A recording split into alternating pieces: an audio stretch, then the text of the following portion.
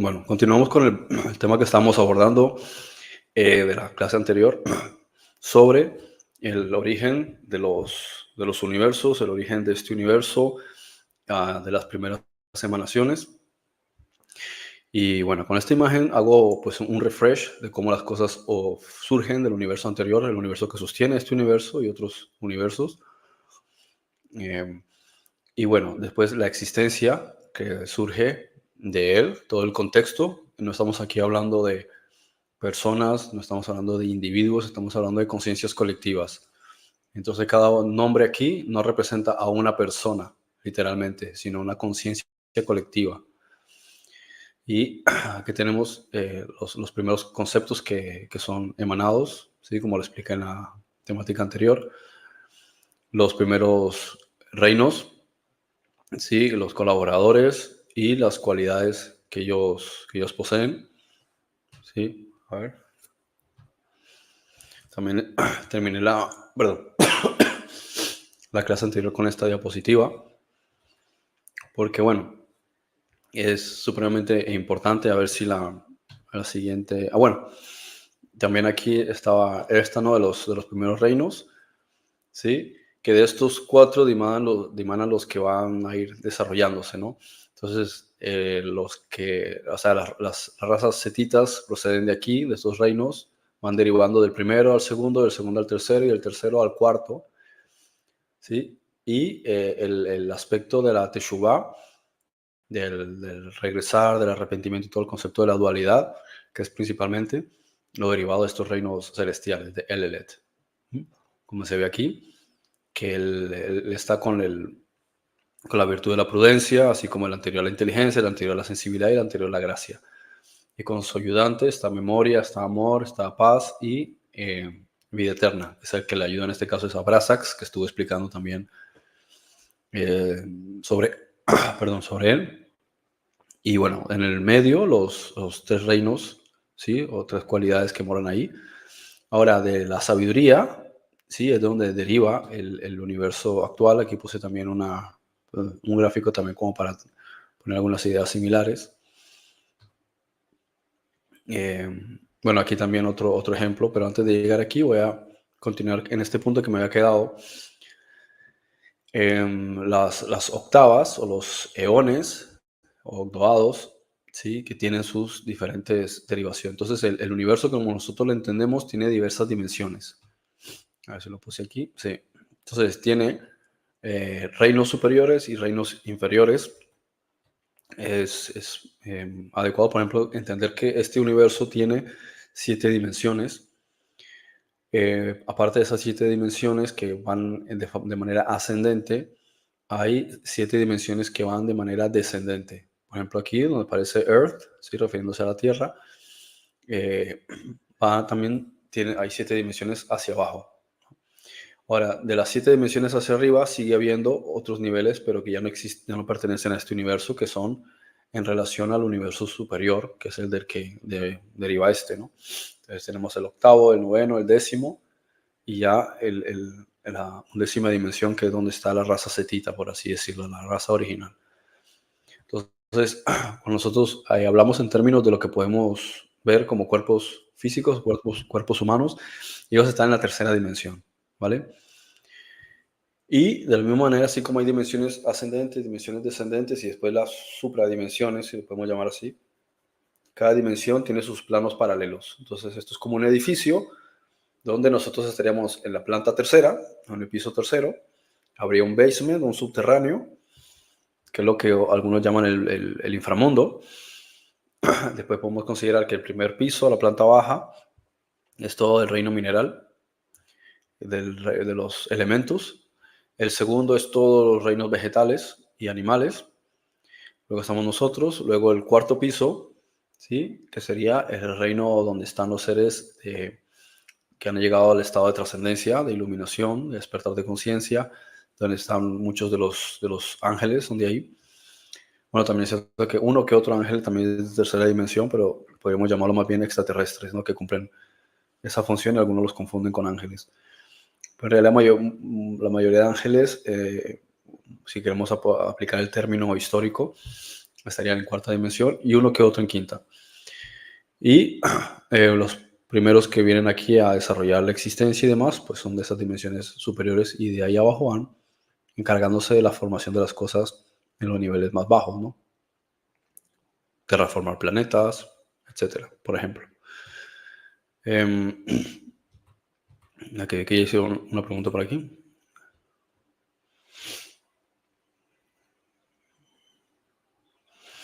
Eso de octavas suena como un concepto relacionado a la música. La creación de los universos tiene relación con la música. Sí, precisamente el concepto de las octavas, de la música, es porque hay 7 dimensiones y la octava ya es la dimensión siguiente. Y la dimensión siguiente también tiene 7 y va subiendo. Entonces, bueno, por lo menos eso es lo que se entiende, que van siguiendo estos conceptos. No sé cuántas dimensiones hay, parece que, o sea, cuántas octavas hay, no lo sé. De todas maneras, también hay otras dimensiones entrelazadas, también como cuando vemos las partituras de 12 tonos del piano, ¿sí? Y eso también podría servir como ejemplo.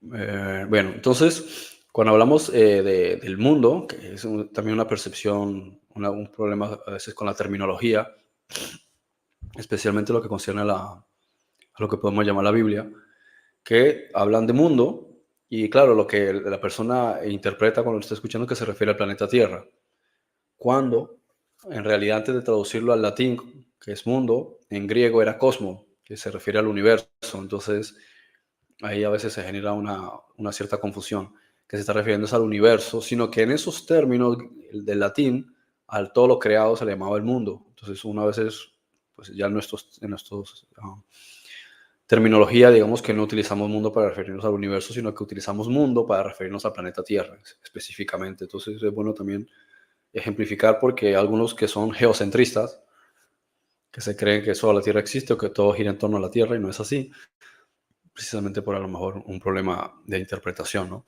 Entonces entendamos el concepto como el universo, que es lo que se dice el mundo en latín. Entonces este universo, que tiene 7 dimensiones, principales, digamos, y sus planos paralelos, tiene después un velo entre la séptima dimensión y las siguientes 3 hasta los reinos originales, digamos, ¿no? Entonces, este velo es de donde nosotros encontramos que se hayan hecho precisamente analogías, como el concepto del velo de Maya, precisamente en la cultura Vedanta, perdón, en la cultura del budismo. Bueno, también existe en la cultura Vedanta.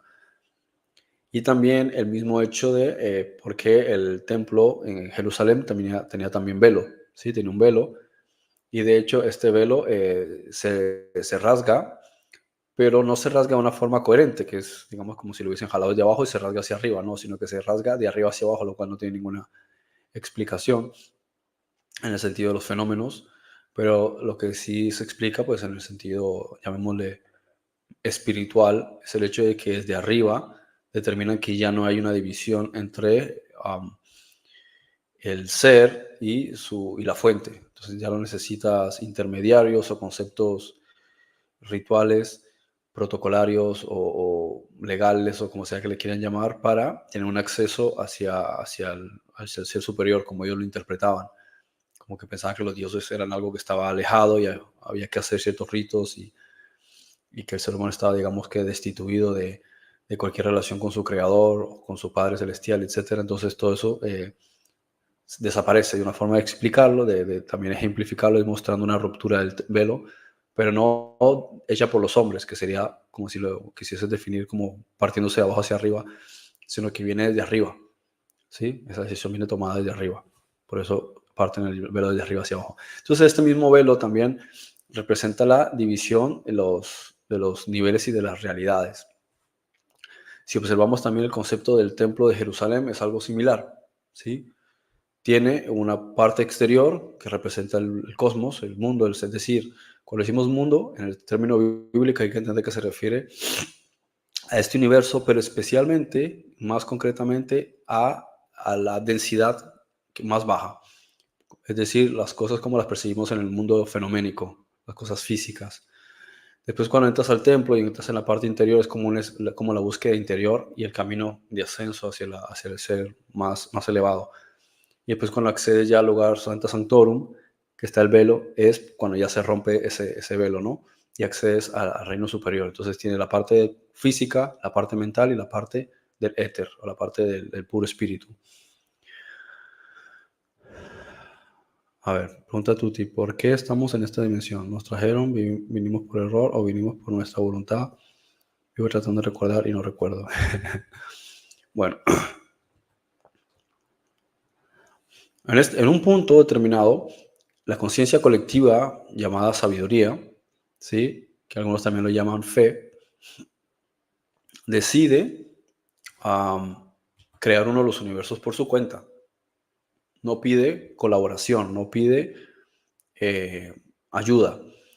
Y el Espíritu Santo esto también lo contó a través de varias culturas antiguas. Por ejemplo, si habéis estudiado la cultura griega, ¿sí? En la cultura griega cuentan que Zeus de su cráneo sacó a Atenea, ¿no? La justicia. Entonces, si miramos aquí en esta, a ver si la tengo en esta diapositiva, tenemos aquí los reinos más o menos como los he tratado de organizar en una gráfica. Hablo de los reinos de la región de la justicia. Entonces, para poder explicar muchas de estas cosas, como hubo un tiempo en el que no había libros, no había en un lenguaje, digamos, una gramática estructurada, pudieron en cierto punto la gente comunicarse, pero hubo periodos en los que se perdió la gramática y muchas veces no era fácil explicar determinadas cosas. Entonces, ¿cómo podías explicar algo muy complejo si no tenías una forma de narrarlo, o resumirlo, escribirlo o que otros pudiesen leerlo? Porque también hay que leer y escribir. Entonces se utilizan los símbolos. La manera en la que se escribió la historia o sea, cómo se escribió la realidad, por así decirlo, el todo, para nosotros fue por medio de las estrellas, ¿no? Entonces, lo que se hizo fue dejar un legado histórico a través del cual no importase si no había libros, no importase si no había lenguaje, uno podría entender a través de los símbolos. Y todos estos símbolos se explicaron, ¿sí? A través de la transmisión oral, ¿sí? Por medio de sabios, de generación en generación, y se lo contaban a sus hijos a través de cuentos, se contaban cuando estaban ellos en su fogata en las noches, y formaron, pues, dieron lugar a lo que eran las creencias cosmogónicas de muchas de las culturas antiguas y sus mitos, y donde estaba todo eso escrito, en las estrellas. Entonces miraban hacia arriba y decían, por ejemplo, Ofiuco representa X cosa y él hace determinada cosa, y los animales que están arriba hacen esto y aquello. Entonces te contaba una serie de historias, ¿sí? Que no tienen que ver con astronomía, sino con astrología. Y de esa manera se guardó el legado. Entonces asociaban las estrellas y se imaginaban que una estaba conectada con la siguiente. Entonces decía, mira, esa estrella es la estrella del perro porque es así y asá, y está conectada con otra estrella porque eso tiene una forma de una mujer y tal, y el otro perro, y hay un perro más grande. Entonces, a través de esos códigos se mantuvo una historia, mientras que si lo trataba de guardar en piedra, pues tendría que hacer unos grabados, pero los grabados también con el tiempo se van degradando y a veces pierden color, y a veces pues ocurre erosión y bueno, muchas cosas se van desintegrando, pero las estrellas no se van a mover de su lugar. Entonces, más eternas o más duraderas que las propias rocas que el oro son las estrellas. Y de ahí a dónde se van a ir. Entonces siguen teniendo más o menos casi la misma posición, ¿sí? O sea, cambian un poquito el eje, pero ya se mantienen escritas ahí. Entonces le contaron a la humanidad la historia.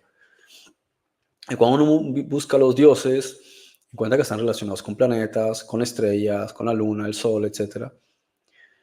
Y lógicamente, pues también algunas galaxias que de aquí se ven como un puntito, entonces piensan que también es una estrella, o los planetas también se ven un puntito, entonces piensan que es una estrella, de manera que en términos generales, digamos que todos sus puntitos son estelares, independientemente de que luego analizando digas, mira, es un cuásar, o es un clúster, o es yo qué sé, puede ser una nebulosa, ¿cómo se dice? Una supernova, lo que sea, pero desde la Tierra tú lo que ves es un puntito. Entonces para ellos eran estrellas.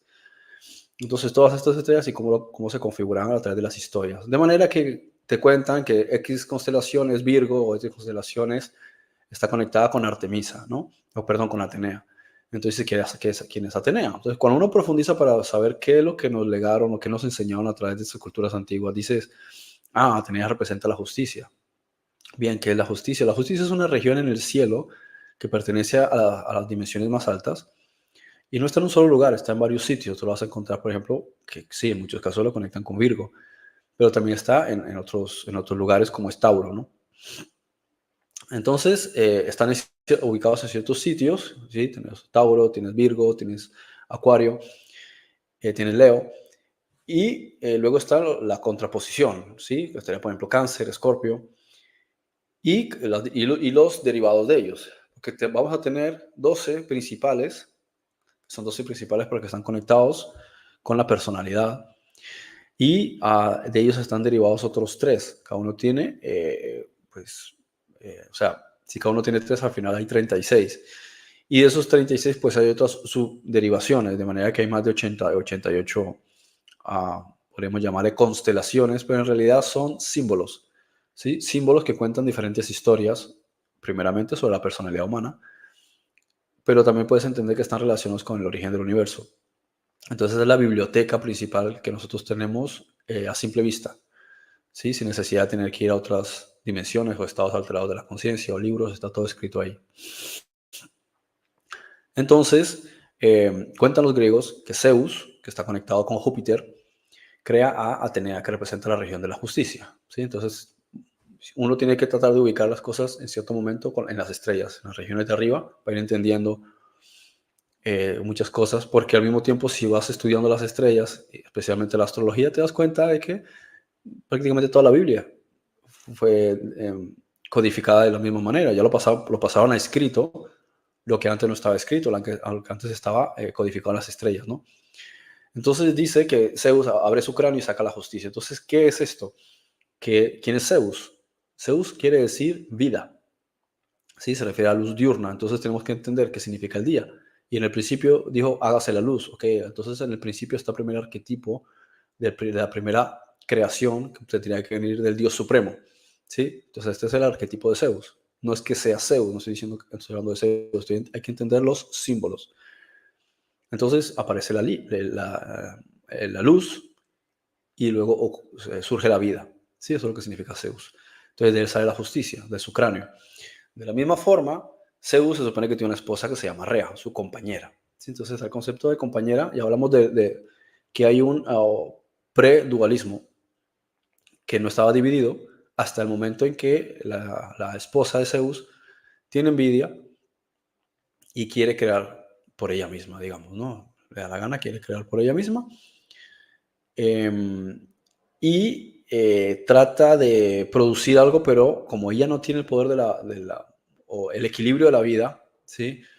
Y no tiene en sí mismo esa luz que depende de él, ¿sí?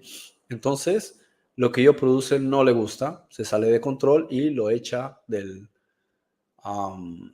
Olimpo. Ahora, ¿cuál es el Olimpo?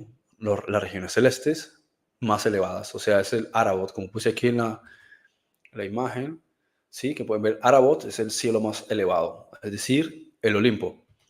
Entonces, del Olimpo, aquí si lo miramos en los puntos aquí que dibujo, la región del Espíritu Santo, del seno del Padre, es la región del arquetipo de la mitología griega que llaman Zeus, y de él dimana la justicia, o sea, todo esto que vemos que escribí como luz ilimitada. Eso es lo que está contando la mitología, el mito griego de que Atenea surge del cráneo de Zeus. Pero luego encontramos que Rea, que es aquí representada como la sabiduría o la fe, también quiere crear por sí misma, pero lo hace sin su compañero, como se venía haciendo. Todos participaban con la luz del Padre Eterno, ¿sí? O sea, con el arquetipo de Zeus, pero ella no lo quiere hacer con él. Entonces, como quiere crear por su cuenta, no surgen estos eones de la manera correcta. ¿Cuáles eran los eones que surgían de la manera correcta? Los hijos de Zeus. Los hijos de Zeus que eran a los olímpicos. De hecho, si uno analiza quiénes son los olímpicos, son 12 dioses, 12 constelaciones, ¿no? Entonces, como ella quiere hacer las cosas por su cuenta, surge el mundo dual, el aspecto dual. Ahora, ella lo echa y después él quiere venganza. Pero bueno, voy a ir avanzando para ir explicando un poquito más adelante de qué va este mito, pero igual lo pueden buscar, ¿sí? Si pueden buscar cómo nació Hefestos o Vulcano. Ahí está, ese es el mito de cómo aparece él, o el origen de Atenea. Van a encontrar esto tan interesante. Ahora, ¿qué nos cuenta? ¿Cómo lo cuenta, por ejemplo, en su caso, el libro del Génesis y otras culturas? Dicen que había un hombre y una mujer en un jardín, ¿sí? Y aparece una serpiente y los hace ser tentados para comer de un árbol, ¿no? Ellos comen de ese árbol y luego los echan. Bien. ¿Quién es el hombre? Es la parte masculina de esta conciencia colectiva que está ahí, en la luz ilimitada. ¿Quién es la mujer? Es la parte femenina de la conciencia colectiva que está ahí en la luz ilimitada, que en este caso está siendo representada por la sabiduría. Otros la llaman en griego, que en griego sería Sofias, ¿no? O Sofía.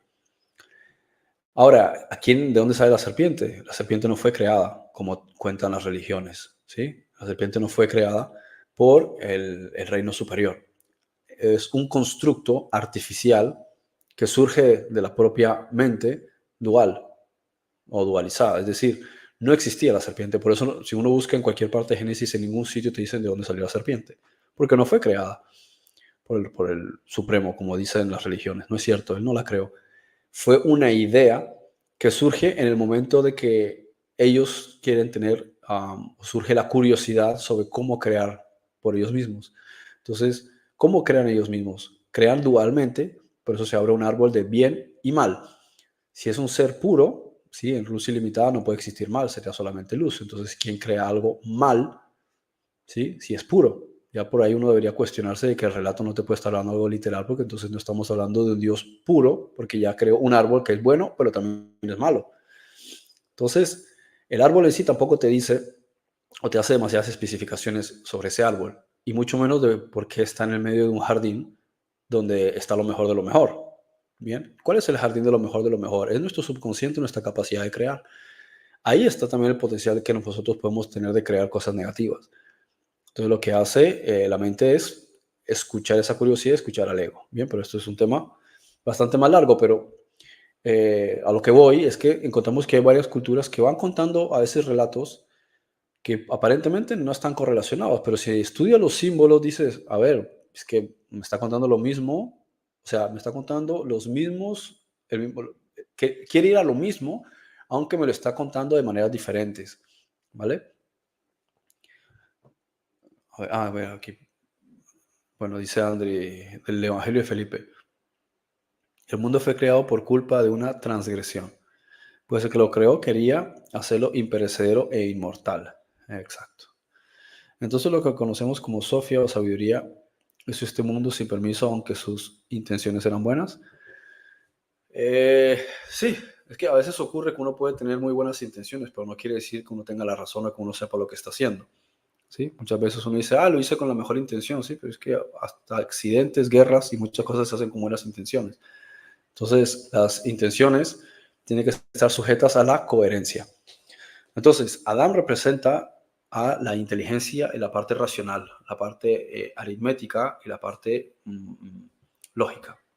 Eva representa la parte emocional, ¿sí? La parte creativa, la parte espontánea, la parte de la intuición, la parte del arte. Entonces, uno tiene que estar trabajando con el otro y cooperar. Juntos es como crean. Pero en este caso, si uno busca en el relato, en ninguna parte te dice que se hubiesen unido en el jardín.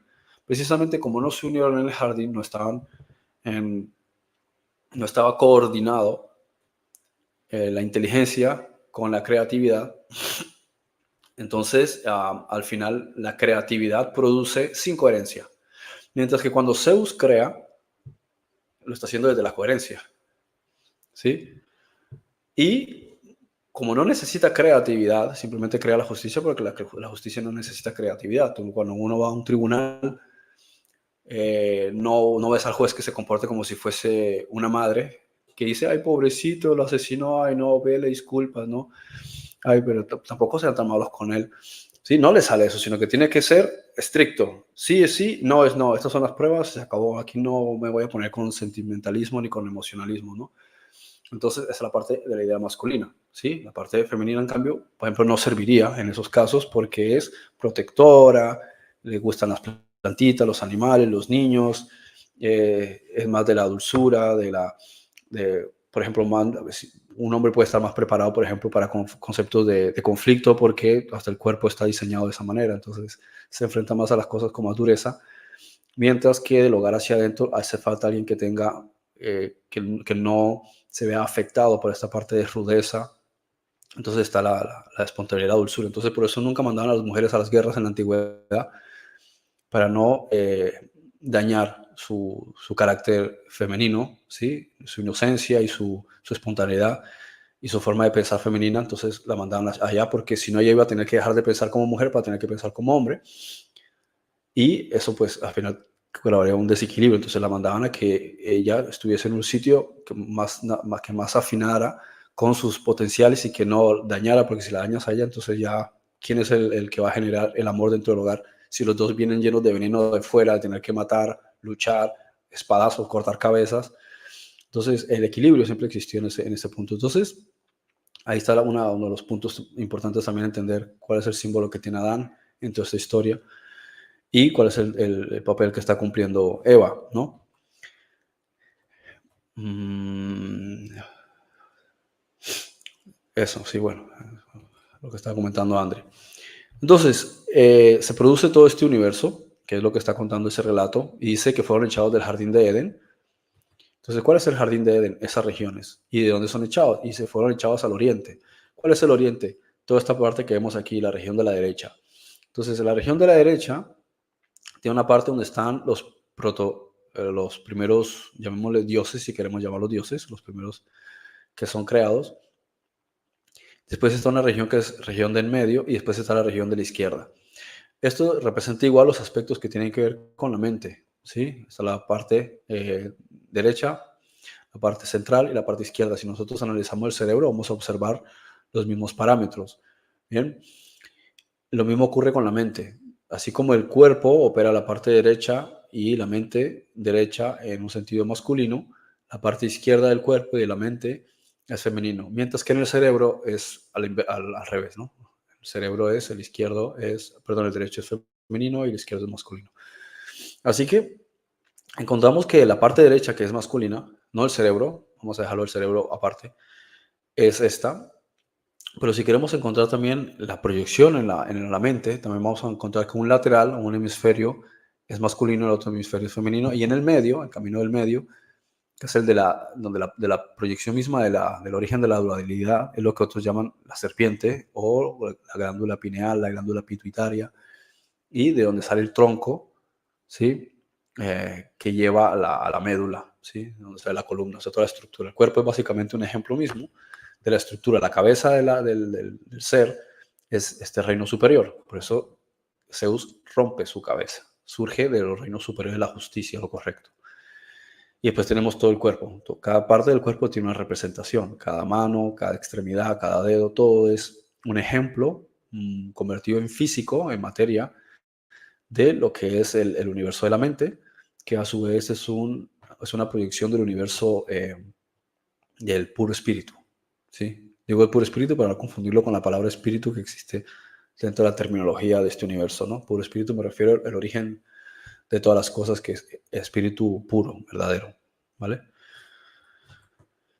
Entonces, todo esto del aspecto de la derecha es los reinos de la luz, de la justicia, donde aparecen los primeros dioses buenos, la región del medio, de donde se va a conectar con la izquierda, que es donde se establecen todos los aspectos negativos. Y eso ocurre en ciertos aspectos dimensionales en este universo, hace millones y millones de años, por decir algo, 15, 20 mil millones de años, y empieza, pues, digamos, ese proceso de derivaciones, ¿no? Los primeros que aparecen son los del lado de la izquierda, que representan este concepto de la serpiente del Edén, es decir, el aspecto del arquetipo de la oscuridad, del dragón, de la serpiente, lo malo, ¿no? La muerte, etc. Luego dimanan lo que es la parte de la luz, que se van a enfrentar a ellos. Como dicen en Génesis, que aparece a Caín y su estirpe, y aparece Abel y su estirpe, y después aparece Set y su estirpe. Entonces vamos observando que aparecen 3 líneas, que son lo que estamos viendo aquí, que yo dividí con una franja amarilla. ¿Sí? Set, el arquetipo Set en ese sentido, de la Biblia, eso es lo que estamos hablando aquí a la derecha, los que empezaban a clamar el nombre de Dios, como dice la traducción en español. ¿Sí? ¿Qué quiere decir que empezaron a clamar el nombre de Dios? En nuestros términos, ¿sí? Kol, Elohim, ¿sí? Que son los que empiezan a ser llamados o definidos como los dioses, están en el lado derecho. Y ellos son los que empiezan a invocar la verdad y la justicia. Luego está el camino del medio, donde es la cuestión un poco más turbia, más confusa, un poco de mezcla, que es el arquetipo de Abel, que es básicamente una copia de su madre. Tiene buenas intenciones, pero es supremamente ingenuo. Entonces, tenemos ahí el punto del medio y luego tenemos el de la izquierda, que es el concepto de Caín.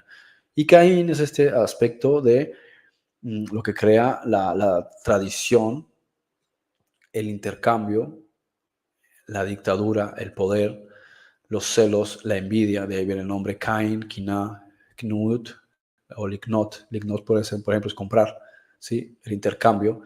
Cuando en realidad si todos de todos no tienes que intercambiar con nadie. Entonces el trading, el comercio, el traditio, de ahí viene la palabra tradición, es el intercambio. También la palabra Cain es lanza, entonces ellos son los que empiezan la guerra. No había guerra en el universo hasta que Dimanan aparece en ellos. Kiná también son celos, ¿sí? Entonces es la envidia. ¿Por qué? Porque esta gente cuando aparece en los primeros niveles de la forma o de las estructuras físicas o de las dimensiones que se empiezan a convertir en densas, es lo que en ufología llaman los reptilianos o los draconianos, ¿no? Ellos, por ejemplo, en esta parte de la galaxia se ubica una región que en la constelación la llamamos Draco, el dragón. Y de igual, si miramos en las constelaciones, cuando van a ver a la ballena, es Leviatán. Si vamos a buscar, ¿cómo es?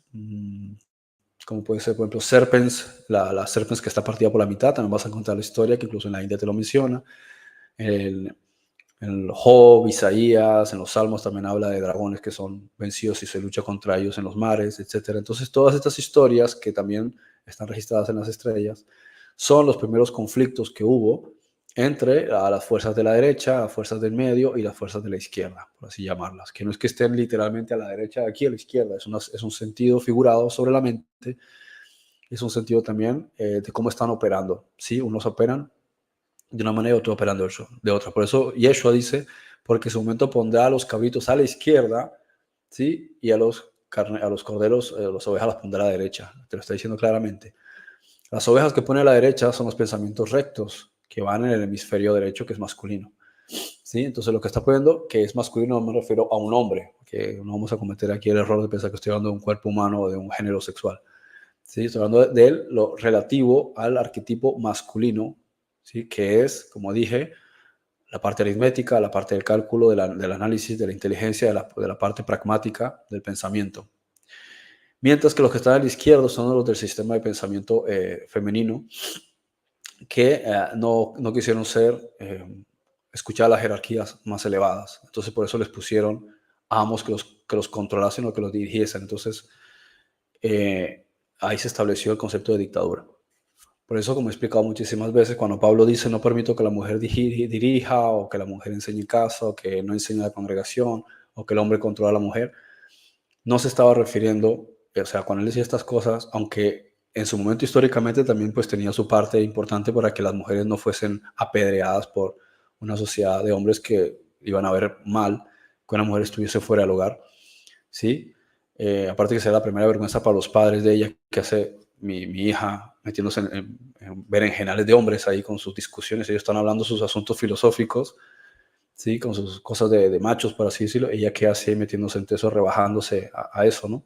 Está abandonando a los niños, está abandonando al esposo, entonces haría quedar mal a la familia. Entonces es como una cuestión cultural que a lo mejor no estaba mal vista en Grecia o no estaba mal vista en Egipto, pero en algunas otras sociedades, por ejemplo, la cultura hebrea sí estaba mal visto. O sea, una cosa que una mujer estuviese soltera, que aún así estaba con los padres, pero en la cultura hebrea si estaba casado es como que haces fuera de casa haciendo estas cosas. O sea, ¿por qué te rebajas a eso y estás abandonando, digamos que lo que socialmente se vería bien? Entonces, primero no se la tomarían en serio y luego sería la vergüenza para su marido, la vergüenza para la familia. Entonces, él lo decía en esos términos, ¿no? Y principalmente por eso, porque pues, primero no se iban a tomar en serio una mujer, entre otras cosas porque ellas no estudiaban como estudiaban ellos. Entonces, fíjate cómo a veces había discusiones donde el solo hecho de quién era tu apellido, o sea, de quién eran tus padres, ya era razón para que te tomasen o no te tomasen en serio una discusión. O de qué zona eras. Ah, eres de Galilea, de allá todos son campesinos. Ustedes no tienen opinión porque ustedes no han ido a la escuela.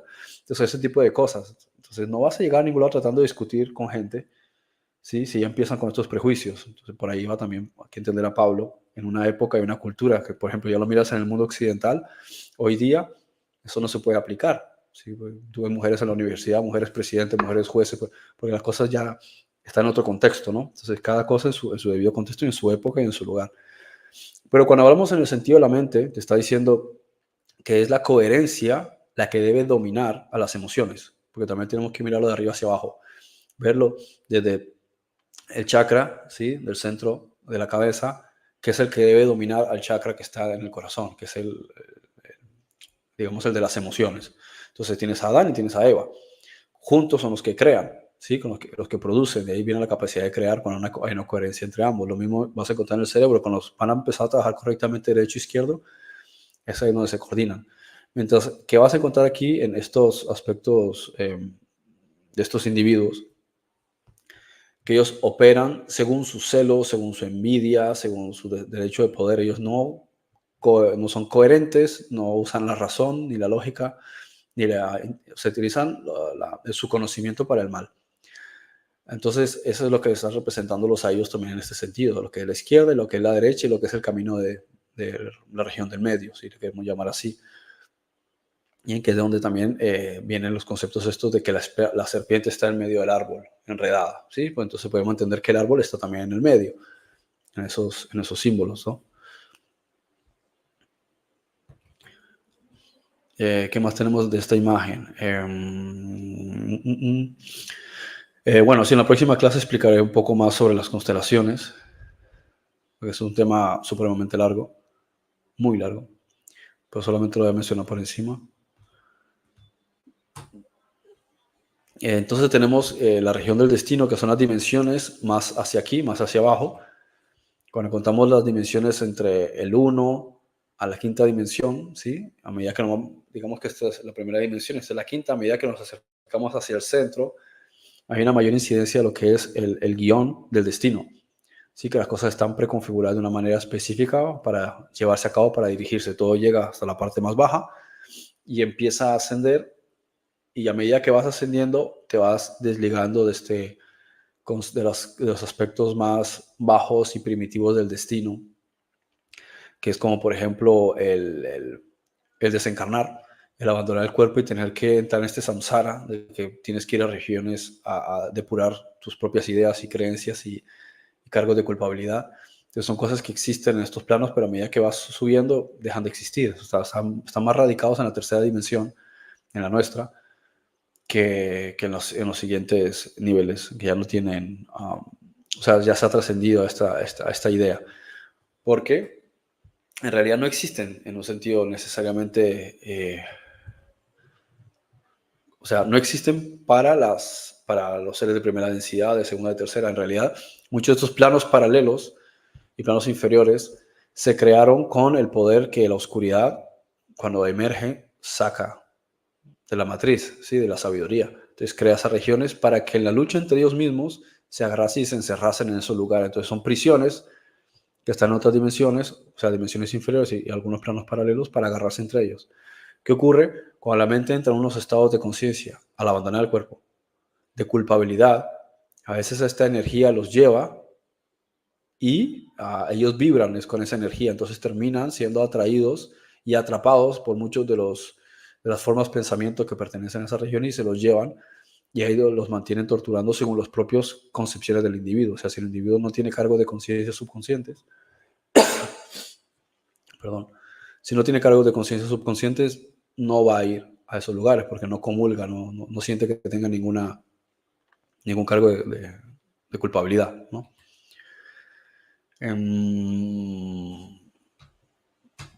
Bueno, pues eso.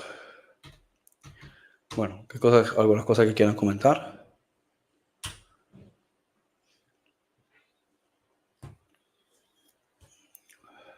¿Si están ahí o me dejaron solo?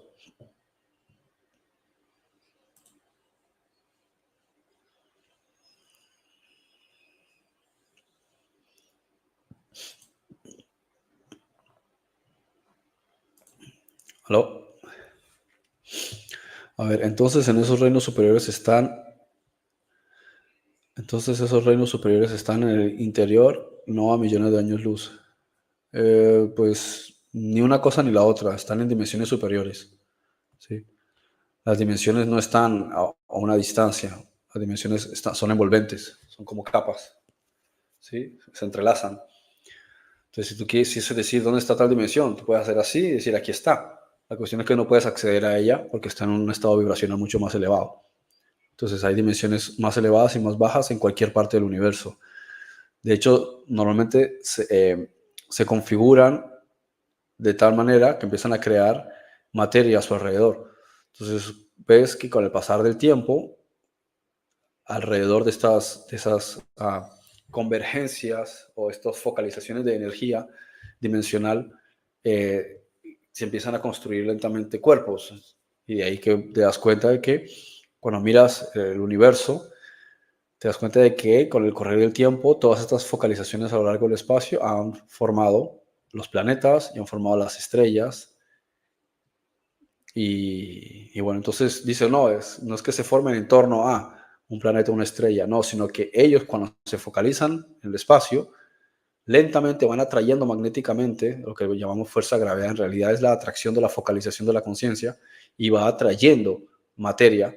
Entonces las partes dimensionales más inferiores se quedan debajo de la esfera, ¿sí? Que puede ser una esfera planetaria, o puede ser un cometa, o puede ser un sol, y las partes menos densas de la concepción de la conciencia, digamos, se quedan más como si fuese una capa exterior, como una atmósfera. Entonces, la parte visible, lo que nosotros llamamos atmósfera en algunos planetas, y la parte más exterior, la magnetosfera. ¿Sí? Eso es lo que se puede percibir con ciertos dispositivos, pero en realidad hay otras dimensiones envolventes, ¿sí? Que actualmente pues todavía no se pueden medir, que yo sepa. A ver, para ir a dimensiones superiores tenemos que vibrar alto.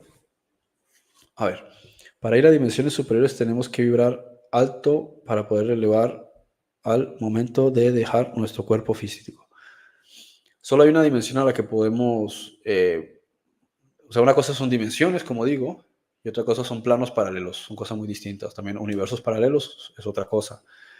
Entonces, debido a las limitaciones en el proceso de avance, nosotros simplemente nos quedamos orbitando en la tercera dimensión. Puedes ir cuando duermes a algunos planos paralelos adyacentes a la tercera dimensión, e incluso con mucho trabajo de meditación, al desdoblar tu cuerpo, y etcétera, o incluso cuando abandonas el cuerpo, puedes así ir a ciertos lugares también adyacentes, también de tercera dimensión, pero planos paralelos muy alejados, pero siguen siendo la misma dimensión, solo que está en otro plano. Con ciertos rituales, y si tu alma está demasiado densa en el sentido de la culpabilidad, puede ir a planos de dimensiones inferiores, ¿sí? Los Naraka, como le llamaban los Vedanta, regiones infernales. Y solamente cuando ya te has desapegado de la ilusión, del espejismo de este universo, cuando has alcanzado el nirvana, o sea, has dejado el ego, cuando has entendido que todo esto no es real, entonces ya no necesitas seguir abandonando y volviendo dentro de la tercera dimensión, y pasas a la cuarta, ¿vale? Pero no puedes acceder a la quinta ni a la sexta porque no tienes todavía la capacitación que requieren miles, decenas, cientos de miles de años de evolución del alma en cada proceso. Eso sí, a partir de la cuarta ya no necesitas estar abandonando cuerpos a cada rato. Ya dejas el cuerpo cada miles de años cuando tú consideres pero ya no tiene la necesidad de estar, como se le llama en terminología cultural, morir. O sea, no necesita estar abandonando el cuerpo. Ya tienes un cuerpo que es increíblemente longevo, puedes vivir miles de años, y ya con ese cuerpo puedes terminar los procesos de desarrollo de cuarta dimensión para pasar a la quinta. Cuando llegas a la sexta, tampoco necesitas un cuerpo tal como se quiere, como se puede entender un cuerpo, y trabajas más como una conciencia colectiva. Ya los seres trabajan en conceptos colectivos, a veces asociados a un planeta. Entonces, todo un planeta donde toda la red es una conciencia, entonces se pueden llamar con un solo nombre. Ya no te llamarías este se llama así, este se llama así, sino que todo es una red. Entonces, todo se puede llamar P, o todo se puede llamar AJA, o lo que sea. Y a lo mejor son millones y orbitan, ¿sí? O sea, se relacionan con una esfera planetaria. Y si tú vas ahí, a lo mejor no ves a nadie, porque no están en la tercera dimensión, pero todo el planeta está vibrando y a partir de ahí pueden estar emitiendo energía y trabajar psíquicamente con gente de otros planetas. No quiero ningún lado donde me torturen. Ah, entonces qué gracia. Si no te torturan, los que torturan, las que se dedican, se aburren. Necesitan hacer algo para sentirse ociosos. Quiero capacitación extrema de elevar mi alma. O sea, no tienen que, o sea, la tortura es porque la propia conciencia se siente culpable por el daño que le ha causado a otros. Entonces siente que una forma de depurar es torturarse. Él se crea unas películas.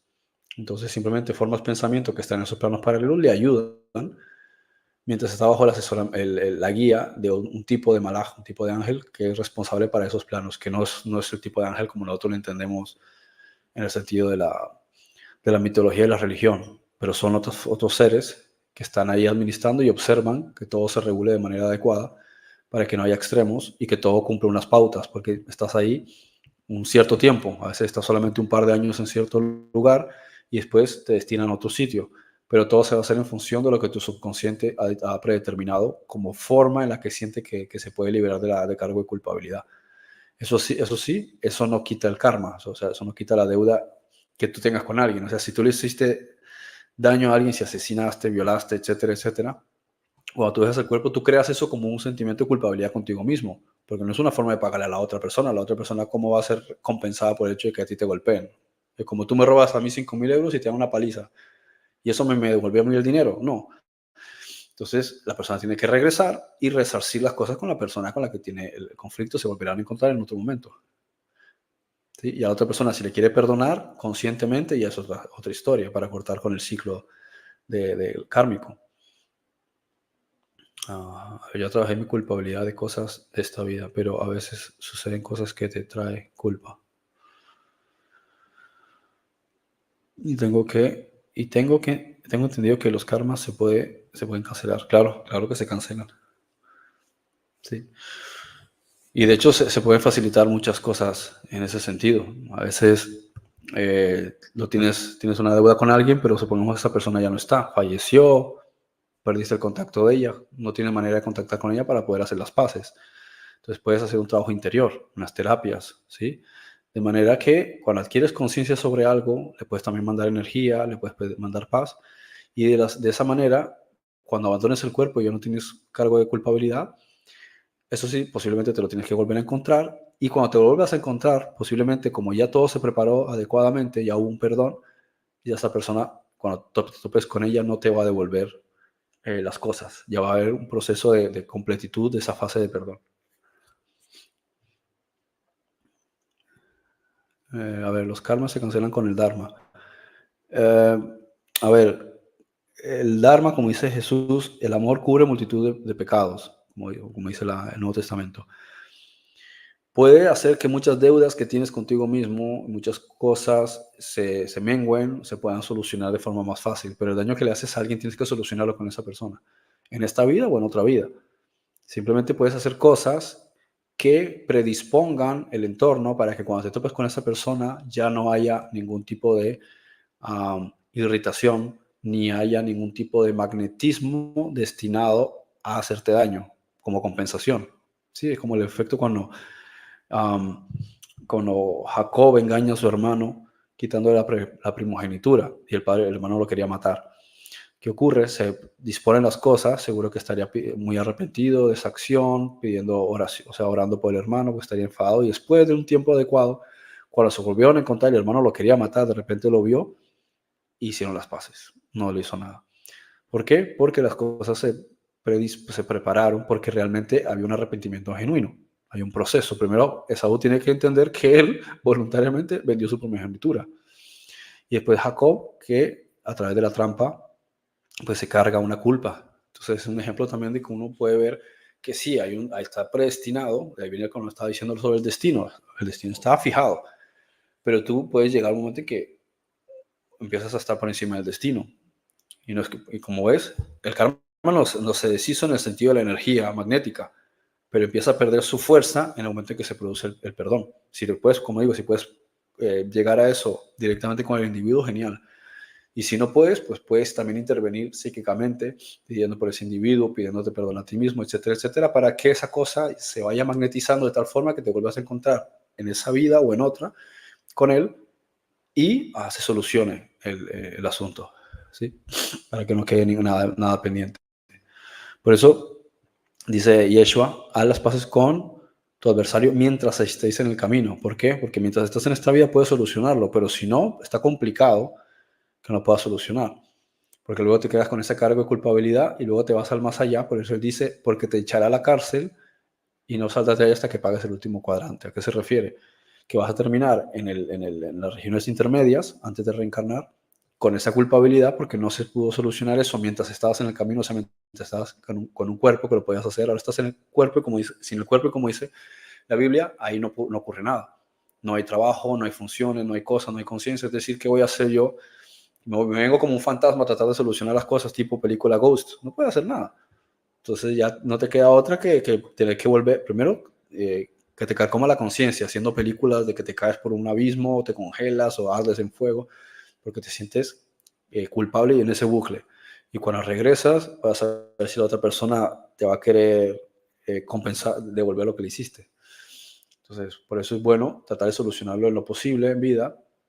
Y si no se puede, porque la situación no se da, puedes hacer unos trabajos, ¿sí? Espirituales, y mentales y psíquicos, perdón, para ir predisponiendo las circunstancias, empezando por un cambio de conciencia, es decir, entiendo que pasó esto, entiendo que pasó aquello, y el Espíritu Santo se encarga de que se sincronicen las cosas de la manera adecuada para poder subsanar y cortar ya esa historia, ese episodio. Sí, exacto. A ver, terapias, meditaciones guiadas. Exacto, sí, sí, exacto. Terapias de hipnosis pueden servir también, hipnosis consciente. En este universo hay sufrimiento, aprendizaje y en esos reinos superiores solo hay felicidad y gozo. A ver, si estamos hablando de los reinos de la novena, décima, undécima, sí. Ahora, si estamos hablando de la quinta y la sexta de este universo, es relativo, ¿sí? Es cierto que a medida que va subiendo hay menos dualidad, pero todavía hay algunas conciencias que existen en quinta dimensión, ¿sí? Como los primeros dioses oscuros que existieron en este universo, que se resisten por su naturaleza a unirse a la luz. ¿Sí? Entonces simplemente ellos tienen que dejar de existir en algún momento, son absorbidos, por así decirlo, porque ya no pueden seguir existiendo, ya no hay razón de ser, ya no hay más energía que los alimente, ya no hay más súbditos, ya no hay más dualidad. Entonces en un momento adecuado, dentro de cientos, miles de años, perdón, dentro de cientos de miles de años, llega un momento en que ya no hay ninguna razón de existir, entonces el universo empieza a elevarse, todas las conciencias, y en un momento dejará de existir el universo dentro de varios millones de años, pero porque todo empieza a subir, a subir, a subir, a subir, hasta que pase al siguiente universo, para que todo regrese a la fuente, a los universos originales, que se podría decir que sí son de felicidad y gozo, sí, por así decirlo, claro.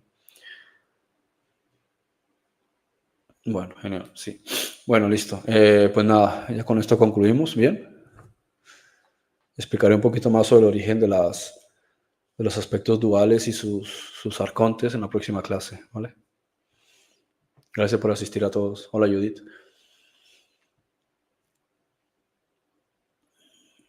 Te encantó, más te vale.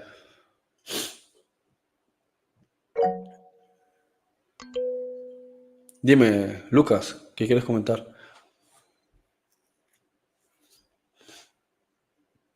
Una consulta, Fred.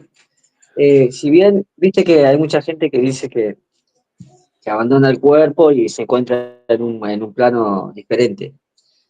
Y yo diría, la pregunta mía es, ¿cuál sería el beneficio de que uno salga del cuerpo y se encuentre en un plano totalmente diferente? ¿Qué tendría de bueno, no, de aprovecho para uno en eso? Es una cuestión muy subjetiva. Es como decir, ¿de qué me beneficia entrar en pelotas de noche en un bosque? Pues hombre, si lo sabes manejar, a lo mejor conectas con la naturaleza, te sientes a gusto. Pero ¿y si no? Estás ahí vulnerable, no ves absolutamente nada, no tienes protección, cualquier depredador puede atacarte. Entonces va a depender más bien de la experiencia que tienes tú en el entorno. O sea, el bosque en sí no es ni bueno ni malo. O sea, a veces es una que no está capacitado para determinadas cosas. Entonces es lógico que un bosque va a tener cosas positivas y va a tener cosas negativas. El que entra a un bosque con una escopeta, con un hacha o con un machete, pues se siente más confiado y a lo mejor disfruta del sonido de las aves porque como está protegido, siente que si viene algún depredador, se defiende. Entonces, el bosque en sí es estar en otra dimensión. Si es difícil ya de por sí poder uno sentirse mm, no atacado en este plano, imagínate en un estado de conciencia o estado alterado de la conciencia o un estado de desdoblamiento donde no controlas nada. Es como si estuvieses tirado al medio del océano flotando. No sabes qué hay hacia abajo, no sabes a dónde está la isla más cercana, estás totalmente a la merced de las circunstancias, ¿no? Pero hay otras personas que son unos expertos nadadores y para ellos no les supone absolutamente nada, ellos simplemente se sienten como un pez en el agua. Creo que si controlas una circunstancia y la manejas, le puedes sacar mucho partido, pero si no la controlas, a lo mejor um, es un poquito arriesgado. Sí, eso todo va a depender del adiestramiento y el entrenamiento que tengas en un medio. ¿Sí? Bueno, concluimos entonces. Que sigan teniendo una excelente semana. Muchas bendiciones. Bueno, que disfruten el fin de semana. Ven que hoy es viernes.